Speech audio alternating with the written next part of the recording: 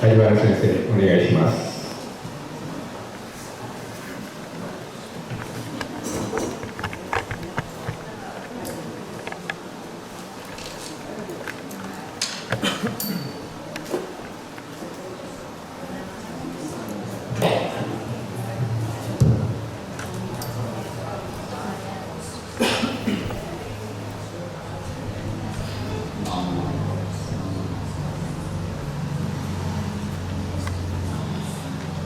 男子も女人も小の大義、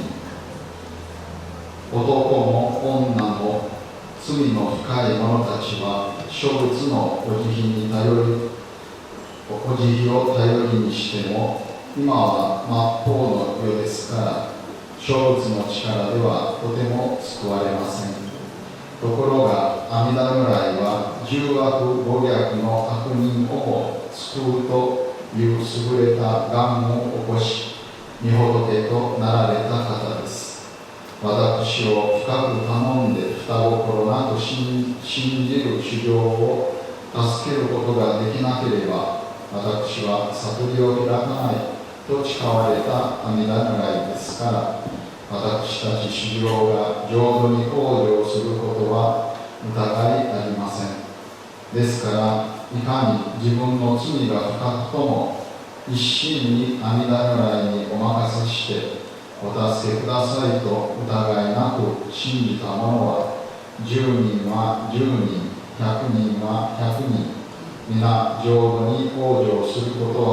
間違いありません。このように信心が欠如した後に、尊いことだと思う心が起こったときは、時やところにかかわらず、南無阿弥陀仏、南無阿弥陀仏と念仏すべきです。これを仏頓法社の念仏と申すのです。あなかしこ、あなかしこ。阿弥陀仏。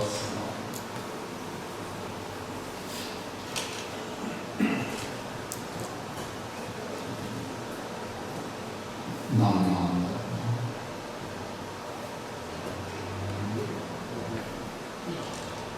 As cartas do Mestre Dênio, fascículo 5, carta 4, capítulo sobre a salvação de todos, homens e mulheres. Estamos na era do Mapô, em que é muito difícil que homens e mulheres carregados de mal kármico profundo,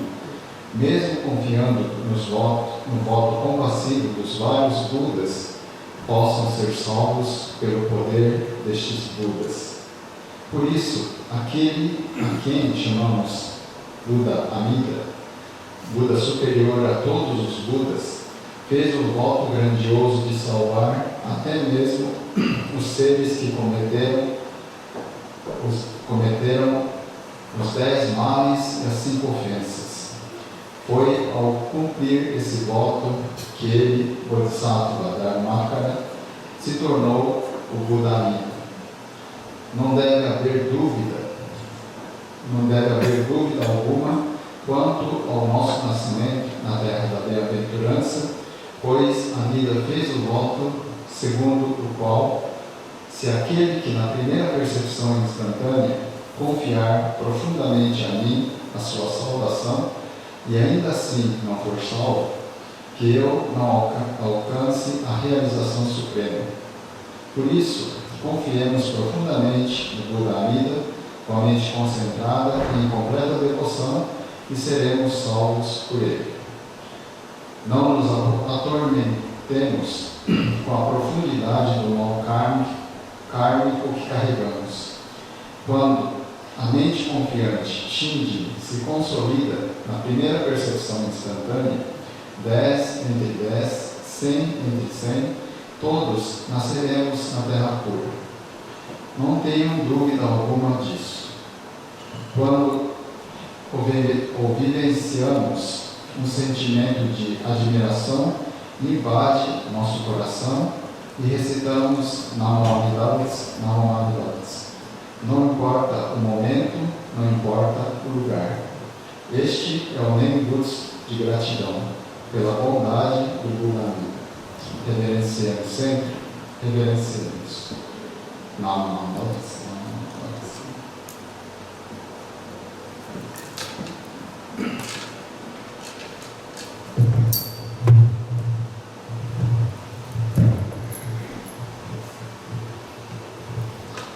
はい、皆さん、改めてこんにちは。ようこそのお参りでございます。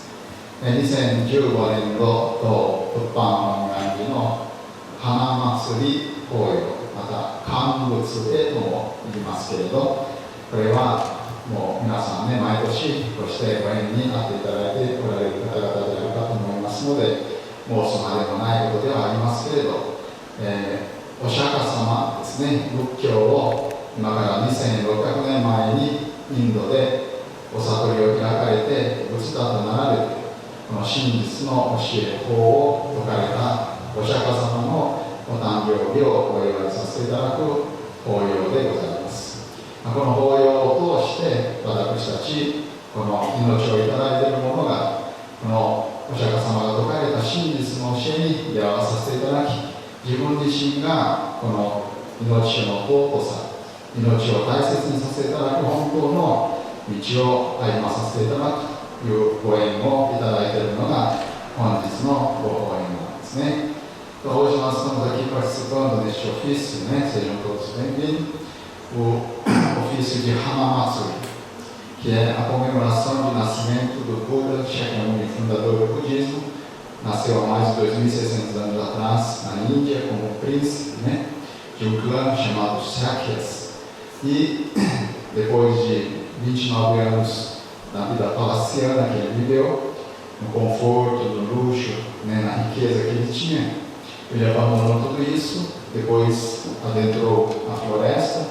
ficou durante 6 anos fazendo as práticas mais difíceis de meditação, de sacrifícios físicos, né? E passando 6 anos fazendo todos esses sacrifícios, viu que não tinha sentido algum continuar com essa prática, porque a mortificação física do corpo também deteriorava, né, a sua mente, o seu coração, e não atingia nada, né? Aí quando ele abandonou essas práticas e se alimentando, né, com a oferta de um tipo de mingau, talvez, vamos dizer assim, né, que foi ofertada pela uma jovem do vilarejo, ele retomou a energia e a força, aí sentou debaixo de uma árvore, a figueira da sabedoria, para meditar. Numa certa manhã, então, ele atingiu a iluminação, compreendendo a verdade, né, sobre o ser humano, sobre esse mundo que vivenciamos essa existência, né? E tornou-se, então, um ser chamado Buda, que significa um ser que despertou para a verdade, né, que atingiu a sabedoria verdadeira, né? Bom, ali no lado direito da minha parte, os senhores do lado esquerdo, na parede, temos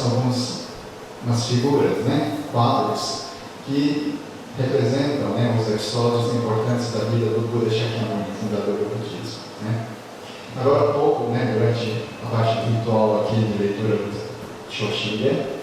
todos fizeram a queima de incenso e também fizeram, né, verteram o chá na imagem do Buda criança. Então, diz a história que quando o Buda nasceu, né, o príncipe nasceu, ele deu 7 passos, né, e apontou o céu com a mão direita, com a mão esquerda a terra, e disse algo assim no sentido de que entre o céu e a terra eu sou único, né? Sou apenas venerável, sagrado, né? Aí os céus, né, a terra entrou em uma emoção muito grande, uma comoção muito grande, diz que choveu néctar, né, que seria uma chuva adocicada. Então, de acordo com essa tradição, que a gente faz esse, né, fato de verter o chá adocicado na imagem do Buda criança, né? 今ですね、皆さんとこうして本日のご講演にご縁をいただきましたね、お釈迦様のお誕生日としてお勤めさせていただいているわけですけれど、先ほどお勤めの間に、皆さん今日はお焼香していただいて、続いてあちらの白像の、上にお釈迦様がお誕生日になられた時のお姿だと言われている仏像をそして甘茶を注いでいただいたかと思います、こちらの壁にはですね、7つぐらいそういう額がありますけど、後で皆さん見てもらったら結構ですけど、お釈迦様の生涯を簡単に表した額がありますけれど、その中にもお釈迦様がお誕生日になられた時のお姿が表されています。お話によりますとね、その伝説によりますと、生まれてすぐにお釈迦様は7歩歩いてですね、右手で天井を指して左手で地を指して、天上天下唯我独尊というような意味の言葉を申されたとこう言われるんですね。我々の人間のこの理解では、そんな子供が生まれてすぐにそんな言葉を言えるかそれを疑うわけなんですけれど、これはですね、本来はお釈迦様が何を、このように私たちに諭されたかったかということを表しておいてくださるということなんですね。つまりお釈迦様が悟りを開かれて、この命ということほど尊いものはないんですよ。せっかく人間としていただいた命、届けとなれる命をいただいているのに、それに気づいてない私たちなんですよ。だからそれに気づきましょう諭されたのが、この天上天下唯我独尊、このように尊い命をいただいている私たち一人一人の命なんですよということを言われたということなんですね。で、その7歩歩かれたということは、仏教はですね、その前にインドですからヒンズー教というお経が、お経というんですか、教えがあったと言われています。もちろんそうですけどね、今でも、インドではヒンドゥー教が中心となっている国なんですけれど、そのヒンドゥー教の中にもあるんですけどね、この六道を輪廻するという言い方があるんですね。輪廻というのは生まれ変わるというような意味なんですけれど、この六道というのは6つの迷いの世界というんですね。で、人間の世界はその6つの迷いの世界の中の5番目だと言われているで、我々はその6つの世界この人間の体として生まれているんですけど、でも下手をすれば、地獄のような生き方をしているかもしれない、ガキのような生き方をしているかもしれない、修羅のような、畜生のような生き方をしているかもしれない修羅、人間というのは言うならば、こうして物事を、安定する、少しでも、冷静に物事を考えることができるというのが人間だと言われているそして天人のような生き方をすることがありますよと言われるんですけど、そのような苦しみの迷いの世界をへめぐっていると言われるんですね。もちろんこれはある意味ではこの命が生まれたり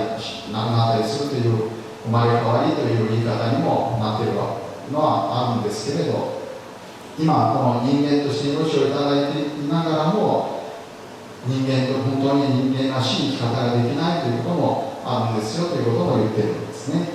で、そういう中でですね、その迷いの世界の6つの世界を超えて7番目の世界というのは、7番目から10番目までの世界というのは、これは悟りの世界と言われているんですね。だからお釈迦様がお誕生日になられて7歩歩かれたというのは、つまり迷いの世界を超えて悟りの世界を求められた人というような意味を表しておいてくださるわけなんですね。それを私たちはそのお誕生日の時からの伝説からずっとそのように聞かせていただいているということなんですné? Então, diz a história, que Buda, então, andou 7 passos. Isso significa que, assim como no budismo, mas principalmente através do hinduísmo, que antes do budismo já existia na Índia, existe então a ideia de que existem vários mundos, e dos 10 mundos que também no budismo é dito, Até o sexto mundo são mundos de sofrimento, mundos de ilusão. E de sétimo ao décimo mundo são mundos da iluminação, né? Então, nós seres humanos que estamos enquadrados no quinto mundo, só que apesar de a gente estar aqui vivenciando essa vida na forma humana, talvez só na forma física humana a gente vive dessa forma, né? Porque às vezes as nossas atitudes, os nossos pensamentos, as nossas ações, talvez não seja realmente equilibrado, né? Uma coisa realmente digna de ser dito humano, né? A gente pode estar vivendo como seres, né, miseráveis no mundo de sofrimento, no inferior, como se estivesse no inferno, né? O mundo pior dos sofrimentos, o mundo dos animais irracionais, o mundo, né, dos demônios famintos e assim por diante, né, os 6 mundos que nós estamos vivenciando essa existência assim, no ciclo, né, de sofrimentos, de nascimentos e mortes. Nós estamos passando por isso também. É claro que existe a versão, né, de dizer que esses mundos são além deste plano físico que nós estamos aqui vivenciando, que significa que existem essas vidas, né, fora desse mundo que nós estamos vivendo, né? E essa ideia que é dita então, né, através dessa representação de que o Buda criança, o príncipe deu 7 passos, isso que significa, né, a ideia de que ele tinha saído então do mundo do sofrimento e entrado já no mundo da iluminação, né? Então essa é a ideia que representa, né, essa história de se dizer que o Buda, ao nascer, deu 7 passos, né? Então aqui nós estamos tendo, né, dentro de todas essas histórias, a simbologia, né, do que é a representação desses ensinamentos. Mas o mais importante para nós que estamos aqui agora, né, é que depois que o príncipe então nasceu na Índia, depois ficou durante 29 anos, né, no mundo do palácio, né, vivendo no conforto, abandonou tudo isso, depois passou sofrimentos, depois buscou o caminho do equilíbrio, encontrou o que, né, é o verdadeiro sentido para a vida e deixou esses ensinamentos. Nós que estamos aqui hoje, né, neste mundo, nessa era atual, temos a possibilidade de encontrar e ouvir esses ensinamentos e seguir esses caminhos, né, esse caminho, né? Então aqui nós estamos tendo uma oportunidade assim, extraordinária, né, de ter a chance de encontrar e ouvir um pouquinho desse ensinamento. E o Buda, então, Shakyamuni, né, que é o Buda histórico, ele transmitiu vários ensinamentos, que nós chamamos de sutras, né? Esses sutras foram transmitidos, né, durante, então, depois que ele atingiu a iluminação, 40 anos de vida que ele levou, né, até encerrar essa vida terrena, aos 80 anos, de vila em vila, de cidade em cidade, ele foi transmitindo o ensinamento para várias pessoas. Depois, após o seu passamento físico, né, terreno, e atingir o estado de supremo nirvana, ele, os ensinamentos que ele deixou transmitido aqui nessa vida, primeiramente estava sendo transmitido oralmente, verbalmente, pelos discípulos. Aí, anos depois, foram todos, né, registrados, compilados, né, e nós temos hoje, então, esses ensinamentos em forma de sutras, né. E na nossa escola budista de Orochinshu, nós temos os 3 sutras da Terra Pura, que fala sobre o Buda Amida. Então, o Buda Shakyamuni esclareceu, né, esses ensinamentos a respeito do Buda Amida. Então, nós que somos da escola de Orochinshu, o mestre fundador, que é o Shinran Shonin, né, há 800 anos atrás no Japão, depois de ler vários sutras, fazer várias práticas de ensinamentos budistas, ele encontrou o verdadeiro caminho para a sua salvação através do Sutra Maior da Terra Pura, que fala que o Buda Amida, então,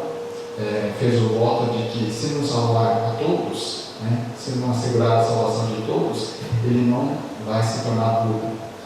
Mas como ele atingiu então esse voto, a nossa salvação já está garantida. Por isso que a carta que foi lida agora há pouco também dizia isso, né? Que nesse mundo da era da decadência, né, do Dharma, não há outra forma de a gente atingir a verdadeira salvação desse ser, senão confiando, entregando inteiramente no voto do Buda Amida. E por mais que a gente, né, procure, com a nossa virtude, com a nossa força, né, fazer práticas meritórias para se tornar Buda, infelizmente a gente não consegue, né, atingir esse objetivo do budismo, que é a iluminação,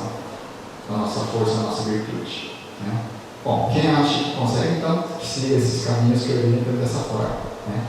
Agora, na nossa escola de Ryodo Shinshu, o nosso fundador, durante 20 anos, ele tentou, né,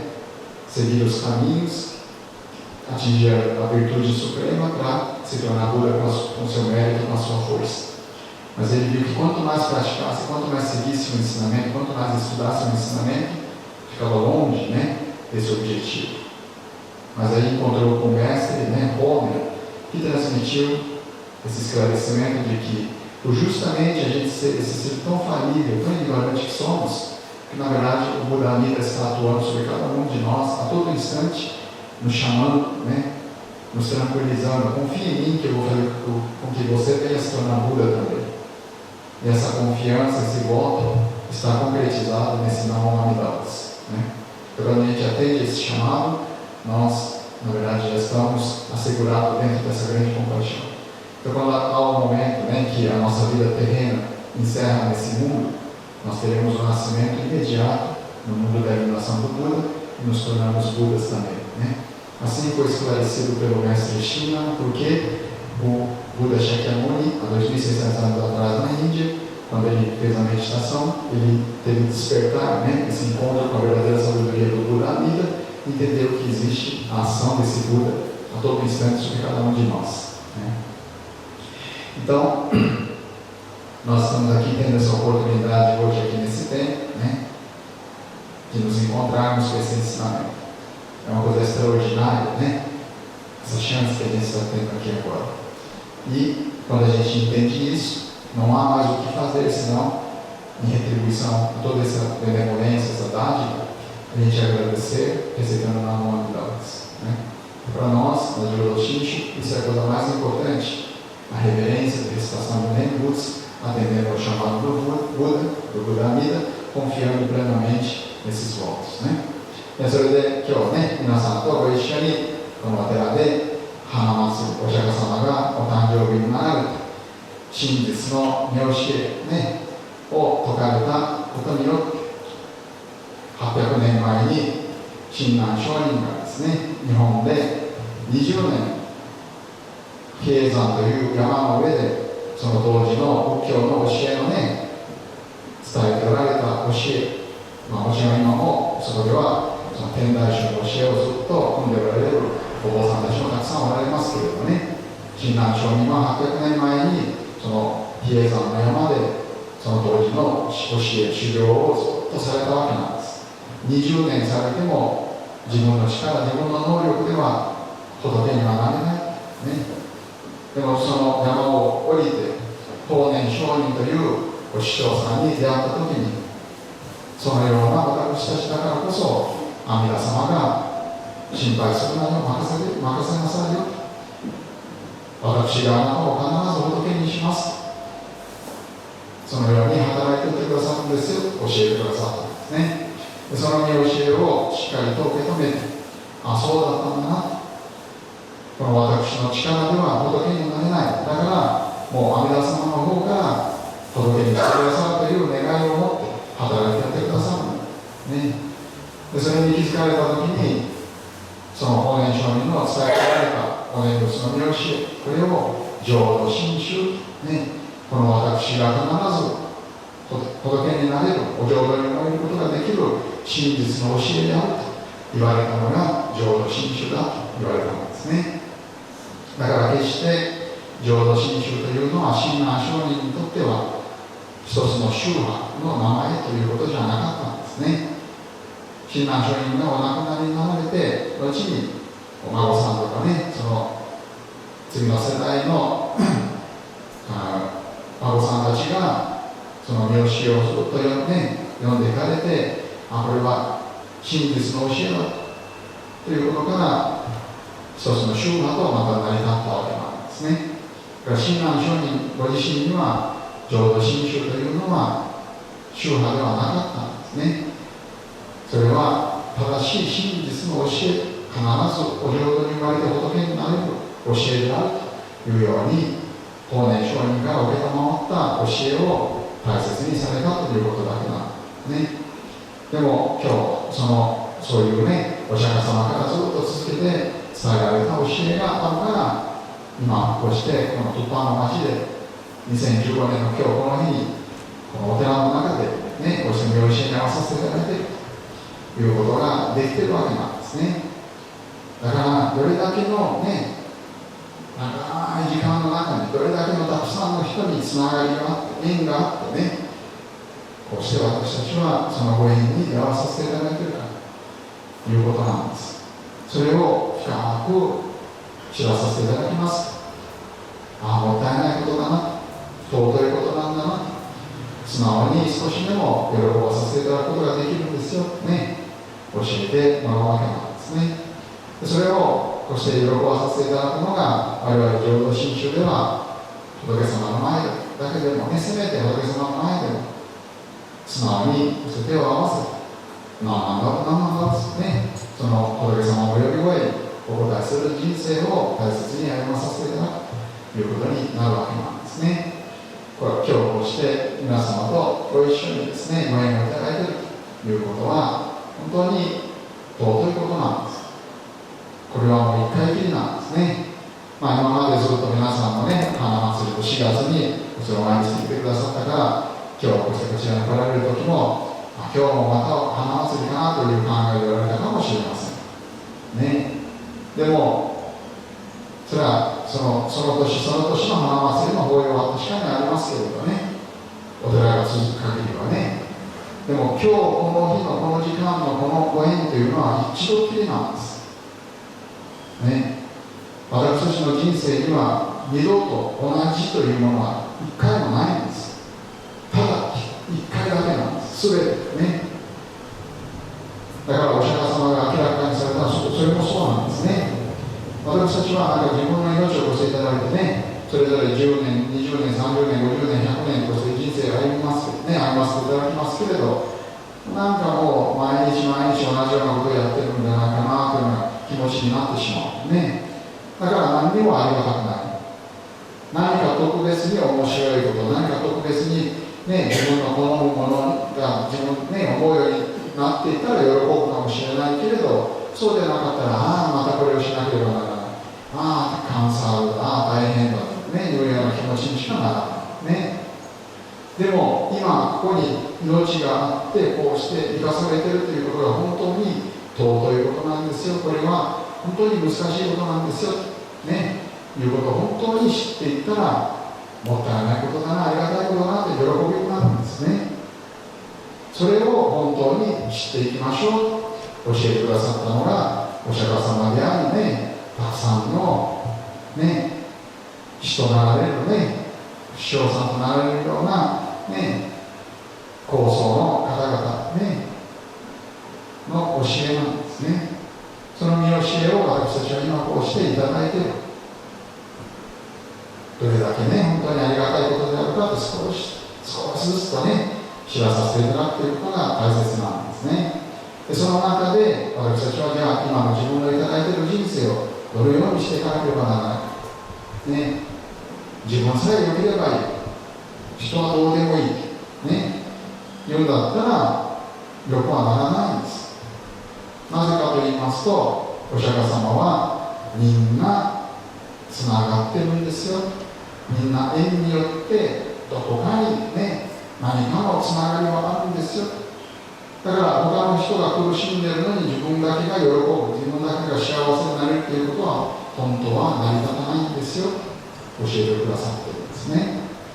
でも私たちはなかなかそれを真実に気づかないんですね。自分さえ良ければいいという気持ちの方が強いんですね。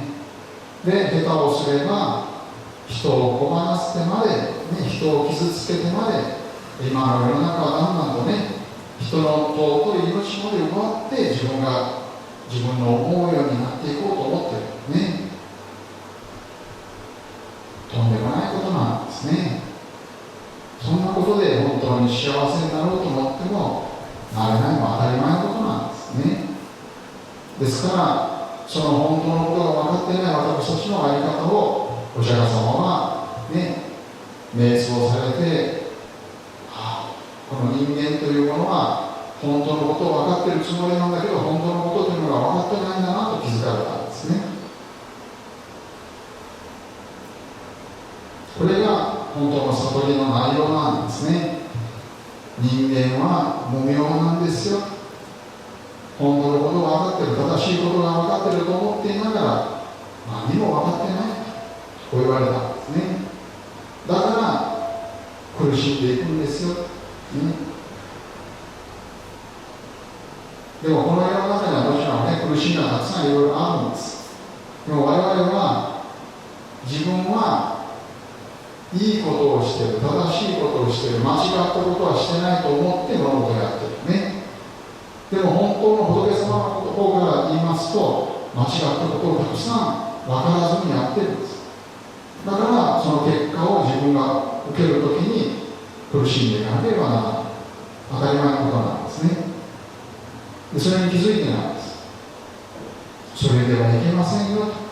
そんなことはどこまでやっても苦しみにしかならないんですよ。だから本当のことに気づいていって少しでも間違っていることを本当に直していかなければならないということで、八正道という8つのね、正しいことを、ね、正しい方法を教えてくださったというのはそこなんですね。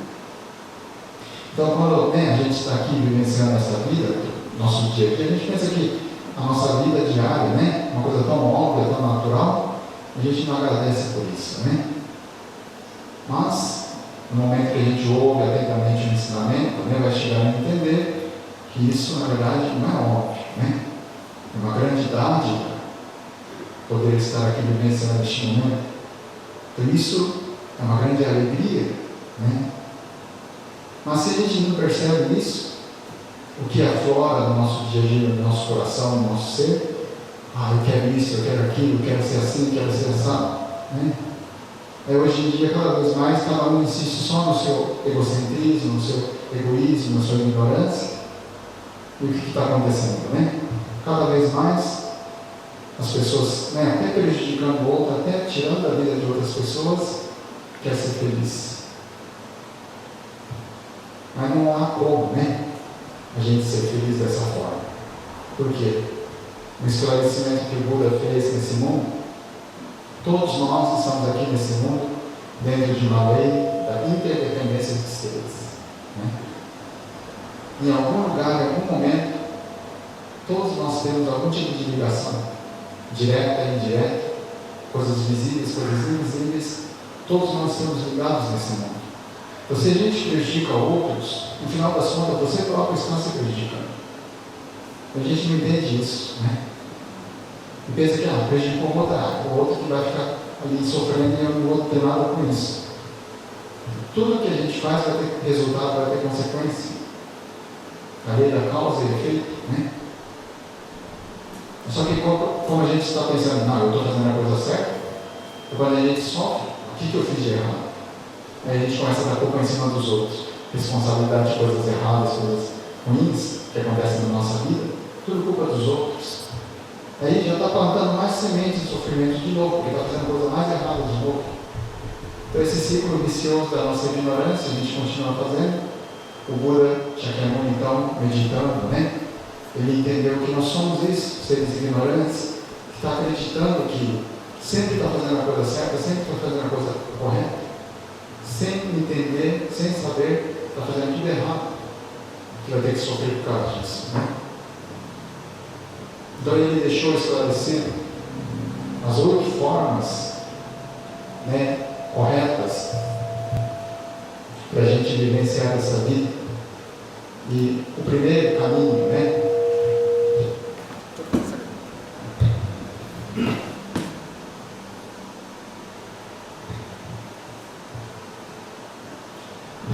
O primeiro caminho, né, correto para a gente seguir essa vida é dito como, assim, tem uma tradução que fala visão correta, tem outra que fala assim, compreensão correta, né? E realmente, na verdade, quando se diz visão, está dizendo no sentido de compreensão mesmo. Não é só questão de olhar, ver, né? Visão. Mas compreender as coisas corretamente. Então, isso é uma coisa muito importante para a gente procurar seguir essa vida, essa existência da forma para valorizar a sua vida, para respeitar a vida que nós recebemos e a de todas as pessoas, todos os seres que estão aqui nesse mundo também. Né? Então, são 8 caminhos. Né? Não é nem o primeiro que a gente consegue fazer direito. Talvez eu já falei isso antes, né? Mas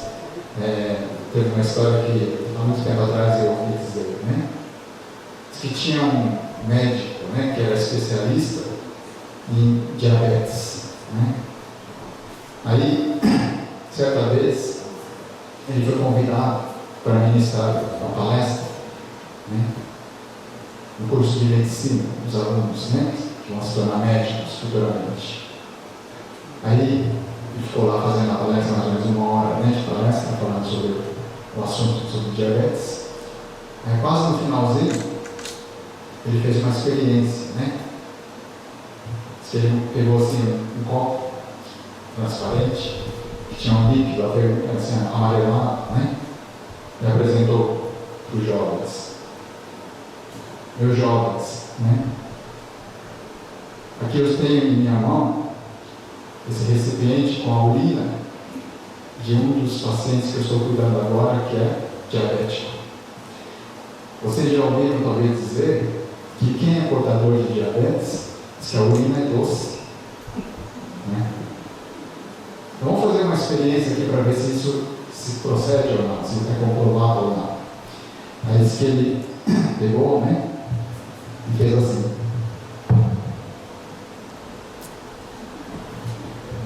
Né? Aí aconteceu assim que principalmente quem estava na frente começou a ter aquele alvoroço, né? Uma risadinha e tal, coisa assim. Aí o médico falou assim: meus caros jovens, né? Vocês que vão ser os futuros médicos, doutores, vocês estão estudando a medicina, a ciência, valorizam o intelecto, a razão, a experiência do ser humano. E isso realmente são coisas importantes nessa vida. Mas hoje eu gostaria que vocês ficassem sabendo que nesse mundo existem coisas mais importantes. Isto é, ver corretamente as coisas. Aí ele disse assim: na verdade,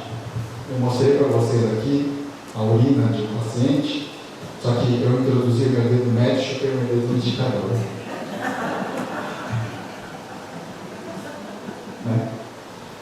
Quer dizer, até mesmo as coisas que a gente está vendo com esses olhos, que a gente tanto acredita, eu vi, eu estou vendo as coisas, eu sei disso, eu sei daquilo, eu estou vendo a coisa acontecer. Nem isso que a gente está vendo, talvez a gente está vendo corretamente, de verdade. Né? Nós somos esses seres tão limitados, tão falidos, tão ignorantes que somos, e a gente não quer acreditar nisso, não quer aceitar isso. O Buda esclareceu isso há mais de 2.600 anos atrás na Índia, e a gente não quer ouvir isso, não quer saber disso. Ah, eu estou certo. Quem é você para falar que eu sou ignorante? Eu tenho isso, eu tenho aquilo, eu tenho esse conhecimento, eu tenho tudo isso. Nós somos assim. Né? Essa é a nossa natureza humana. Esclarecida há mais de 2.600 anos atrás, a verdade sobre esse ser. Por justamente a gente ser assim, é que existe a ação do Buda amigo. Está atuando sobre cada um de nós a todo instante. Dentro desse Namo Amidavas, está nos acolhendo, nos abarcando e assegurando o nosso nascimento no mundo da iluminação do Buda. Né? Por isso, é o Jogo Shinju. Nós estamos aqui tendo a oportunidade, nessa comemoração do nascimento do Buda, tendo a chance de ouvir um pouquinho desse ensinamento. Né? Isso é uma coisa extraordinária, que a gente possa agradecer, que a gente possa retribuir o nosso dia a dia, unindo as forças com as pessoas que estão ao nosso lado, respeitando mutuamente a vida. E um dia, por mais que a gente respeite, por mais que a gente valorize essa vida, um dia a gente vai ter que deixar essa existência. E quando isso acontecer, o Buda Amida já está aqui assegurando a libertação dessa nossa ignorância, o nascimento da iluminação do Buda. Então, não há mais o que se preocupar, né? A gente tem o nascimento imediato no mundo do Buda. Assim, entendendo, não há mais o que fazer senão, em agradecimento, recitando o Nemo Butsu, na Moamidalas, a gente viver o nosso dia a dia, né? Empenhando, esforçando em fazer o melhor de si, para, né, respeitar, para valorizar todas as vidas que estão aqui ao nosso redor, no nosso dia a dia também, né? Então, isso que é o ensinamento, né, do Jodo Shinshu, também foi esclarecido há mais de 2.600 anos atrás na Índia pelo Buda Shakyamuni, depois, posteriormente, foi, né, esclarecido, né, foi confirmado pelo Buda, pelo fundador Shinran Shoni. Nós estamos tendo aqui essa oportunidade de encontrar e ouvir um pouquinho desse ensinamento. Bom, eu gostaria de agradecer, né, a atenção de todos. O tempo vai passando muito rápido, né? E quando se fala em um português, realmente o tempo fica mais longo, então não quero mais, né, prolongar a parte em português, mas só complementando então essa parte que eu falei em português agora no Nihongo, para encerrar a minha explanação de hoje, agradecendo a participação, a atenção de todos, né? はい、それではですね、もう最後になりますけれど、今日はこうしてお釈迦様のお誕生日ね、ご縁をいただきました。その中に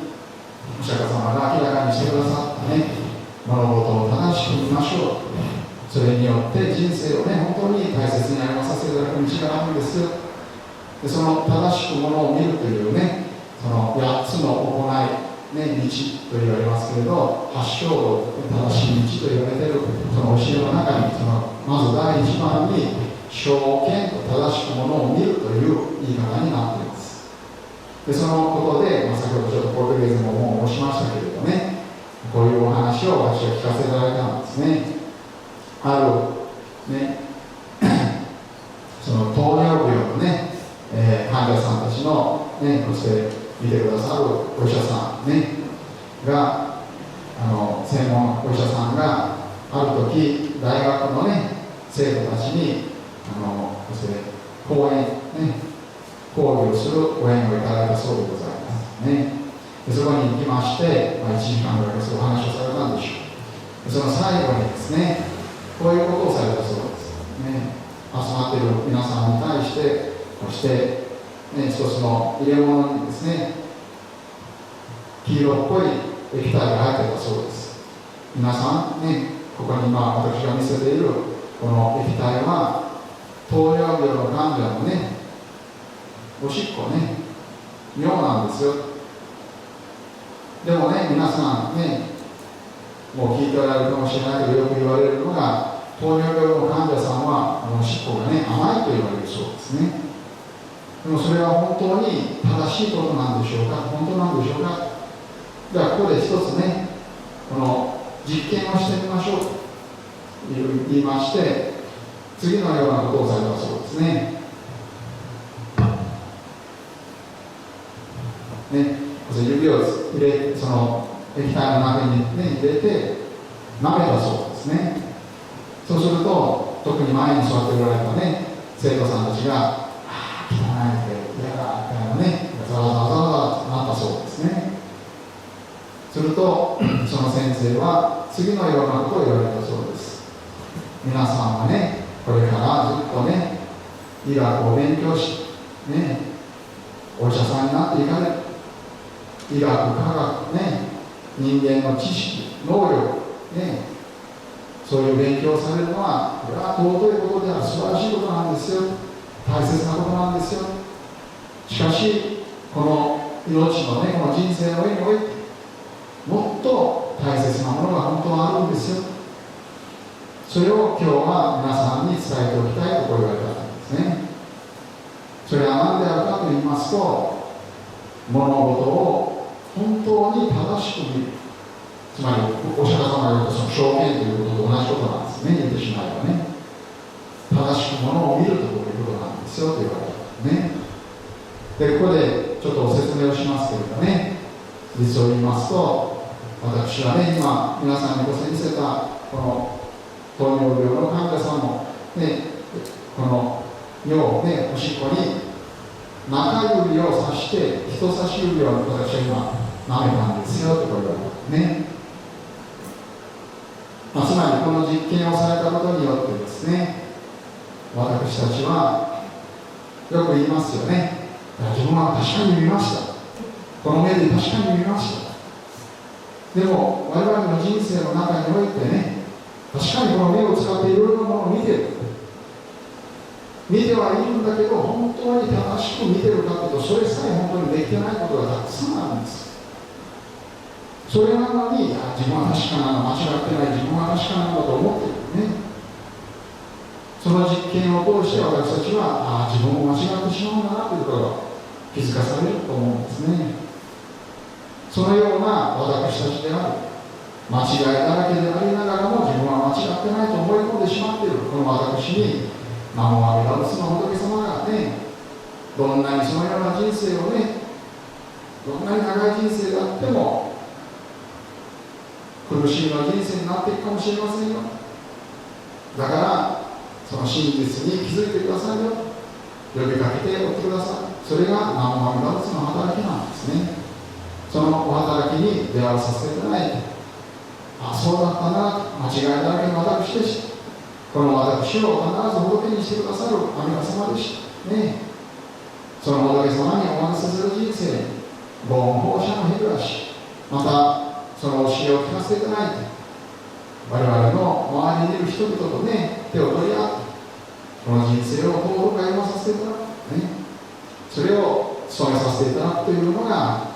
お念仏の御教え、お釈迦様が説かれた真実の教えに出会わさせていただく我々一人一人のね、この人生の歩み方ということになるんじゃないかなと思いますね。今日は皆様とご一緒にね、尊いご縁に合わさせていただいて、一つ一つのご縁、ね、大切にさせていただく。また同じことかな、思うかもしれないけど、二度とあるものではないですね。たった一回きりです。この今のご縁、これを本当に大切にさせていただく中に、それを一つ一つさせていただくことが、この人生をずっと本当に尊く大切にさせていただく道になるわけなんですね。どうかそれを少しでも忘れないようにさせていただいて、いただいた命を尊く大切に歩まさせていただくことの喜びを少しでもみんなと共に歩まさせていただきたいと思うことでございます。時間もね、だいぶ回りましたので、この辺で終わらせていただくことになります。どうぞ、今月はこの花祭り1ヶ月のこちらのお寺の行事を終わらせていただきますけれど、来月は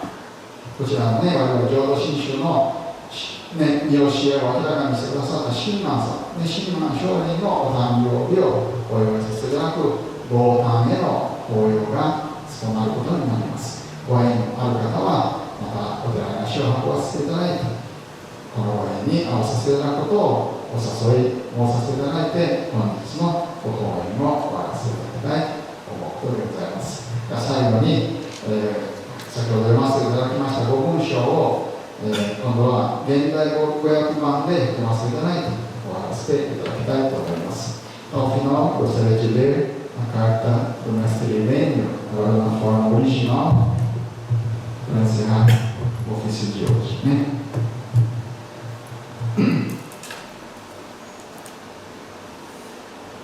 Nam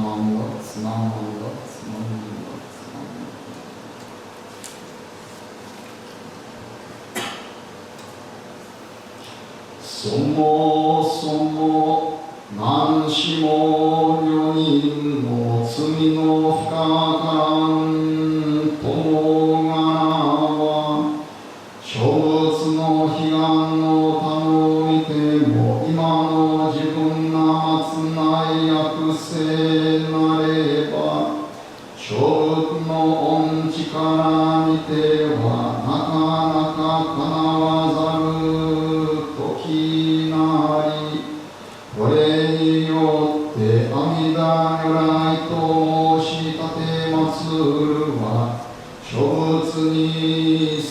れて十悪五逆の罪人の我助けんという大願の起こしましまし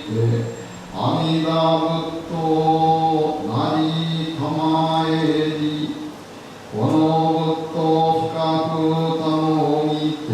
一年御助け将来と申さん修行我助けずは小学ならじと誓いまします御霊なれば我らが極楽に往生せんことはさらに疑いなしこのゆえに一心一方に阿弥陀如来助けたまいと深く心に疑いなく信じて我が身の罪の深きことを打ち捨てて仏に任せ参らせて一年の信心定まらんこの柄は十人が十人ながら百人が百人ながら皆浄土に往生すべきことさらに疑いなしこの上にはなおなお尊く思い立て祭らん心の起こらん時はなお阿弥陀仏なお阿弥陀仏と時をも言わずところも嫌わず念仏も据えしこれをすなわち仏頓放射の念仏と申すなりあなたしこあなたしこまんまんだつまんまんだつまんまんだはい、どなたもようこそのおめでとうございましたまんまんだつまんまんだつまんまんだつまんまんだ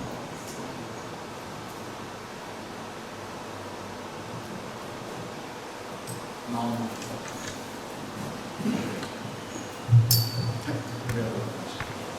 はい、先生どうもありがとうございました。それでは最後に、皆さんご起立ください。最後に本徳さんをご唱和ください。